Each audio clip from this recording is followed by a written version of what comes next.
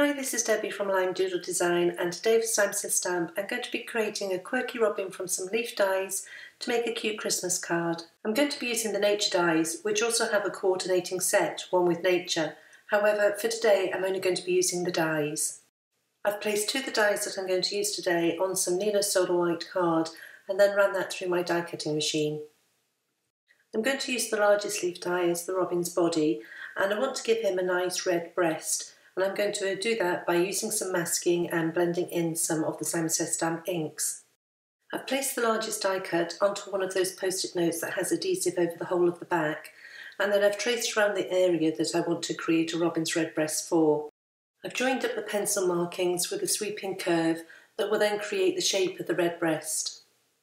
I can then trim that out, which leaves me with two pieces of the post-it note.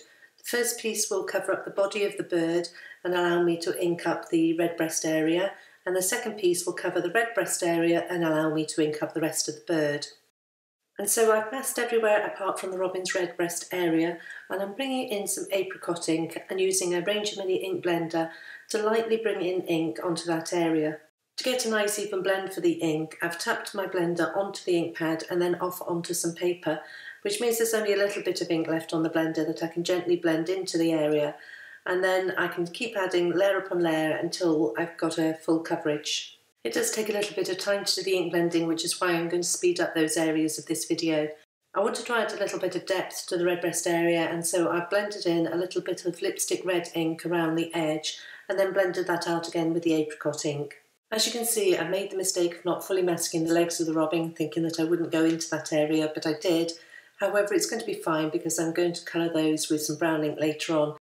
I've carefully used the second mask to cover up the red breast area, and then I can blend ink into the rest of the body, and I'm going to be using two inks for this, Golden Locks and Khaki.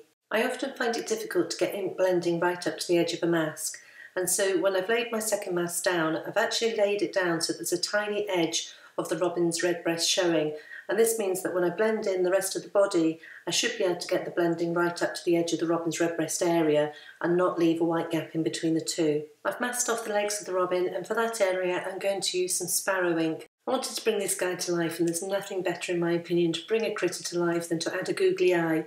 I've got a tub with various different sizes in, and I think the larger the eye in this case is going to make him look more quirky.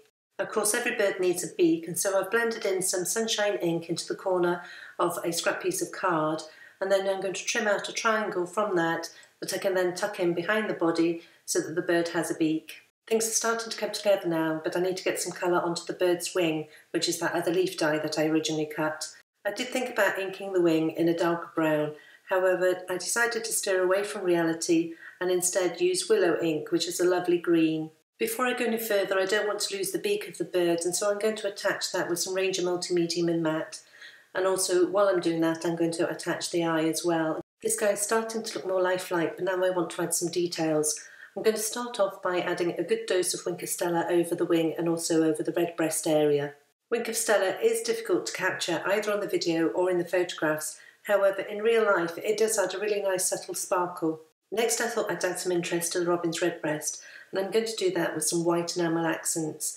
I always find it worthwhile to have a practice on some scrap paper with the white enamel accents before doing it on your project.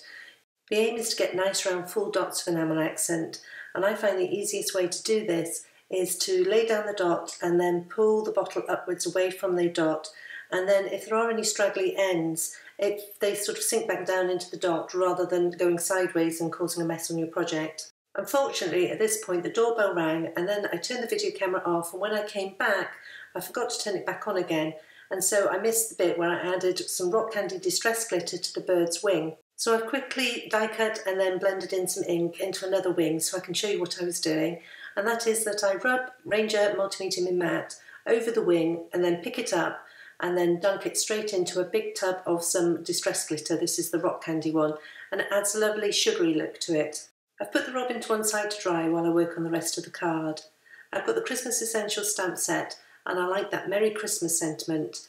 And I thought the sentiment would look nice nestled into my favourite of the Stitch Slopes and Hills dies. There's one which I really like, which has a cut edge and then it has this stitch slope coming down, and I thought I could nestle the Merry Christmas just nicely under that stitch slope. I've added the sentiment on top of some Nina Solar White inside the Mini Misty, and then closed the door of the Mini Misty to get the sentiment onto that door, and then I'm going to stamp that in some lipstick red ink.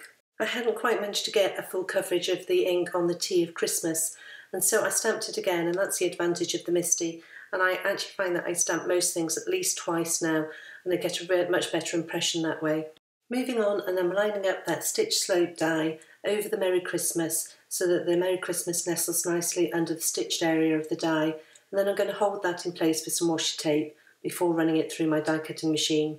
I chose a piece of white card which is going to be much wider than I needed, just so that I had some room to manoeuvre, and then using my scissors to trim the slope so that it continues to both edges before turning to my Tim Holtz trimmer to trim the card down to the size that I want. And by the time I'd finished trimming down this panel, it was 3.5 inches wide. I also cut a panel of card which is 3.5 by 5 inches. That's the size of a fold bar card, which is one of the sizes of cards that I really like to use. Eventually I end up mounting this panel onto a slightly larger card base. However, I'm starting with this 3.5 by 5 inch panel, and I think the bird looks really nice there, tucked in beside the Merry Christmas. I want to add some colour to the back panel though, so I'm going to blend in some Lakeshores ink, and I'm marking off on the sides of the panel where the point of the slope is going to be to make sure that I gently blend in ink above those points. I do like to add splatter to a panel, and so after I'd finished inking it, I pulled out my Gansey Tambi paint palette and my favourite pool colour there. I've mixed up a light solution of the pool colour and tested it on the scrap paper before giving a gentle splatter to the panel. Once that was dry, all that was left to do was to start putting everything together. I've added foam adhesive to the back of the wing and then added that to the robin. I've added foam adhesive to the back of the Merry Christmas snowy slope and then added that to the back panel. And then finally I added some foam adhesive to the back of the robin and added that to the panel as well. I still felt the back panel was needing something, and so I reached for the Snow Flurries dies, and I'd previously cut some of these from some white card. For 3 of the dies I'd already added some Rock Candy Distress glitter in the same way that I added it to the bird's wing. So I'd rubbed Ranger Multimedium and matte on them and then dunked them in the Rock Candy Distress glitter. And it was these 3 glittery snowflakes along with some Robin's Egg sequins that I added to the back panel. I added everything in Ranger Multimedium and matte, and then to finally finish the panel I thought I'd add a twine bow across the top. Sometimes I cut a long length of twine and wrap it around and tie the bow actually onto the card directly, and other times I do what I did today, which is to wrap a piece of twine around the back and adhere it with some washi tape and then tie a bow separately and attach that with a glue dot. Just to make the bow feel part of the card, I did add a couple more of the Robin's Egg sequins. I then added foam adhesive to the back of the panel and added this to a fog card base. And the panel was 3.5 by 5 inches, so this fog card base was roughly 3 3/4 by 5 1/4. I think that this Christmas robin is really quirky and cute, and it's a bonus that he was made from leaf dies that I already had. I'll leave you with some photographs, and I want to thank you for joining me, and I'll see you next time.